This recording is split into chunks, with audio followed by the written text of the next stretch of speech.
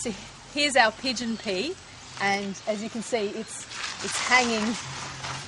The branch is hanging down low, and it's actually hanging over.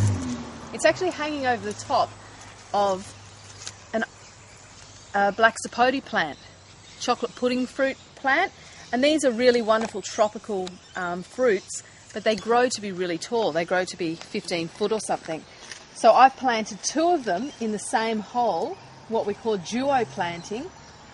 I planted both of them in the same hole, and what that does is it'll stress out my black sapote just a little bit, just enough that it will keep it small. So in this spot, instead of having a massive big black sapote, which would be way too big for my front yard, I've planted two in the same hole, and I'm going to prune them quite heavily every year, and I'll keep them small.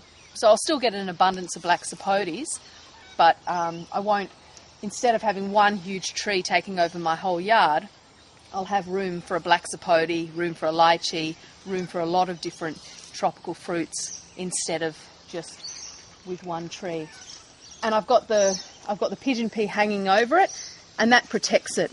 So it's protecting it from the west, from those late afternoon scorching sun, and it's protecting it from the cold winds from the southwest.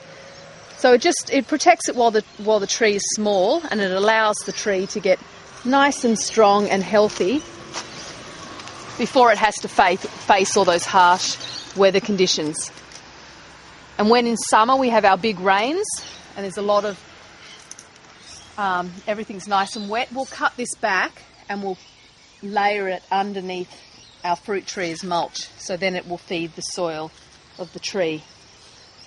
And all these wonderful pods from the pigeon pea and leaves and branches will help feed my black sapote tree and give it lots of nitrogen at the same time.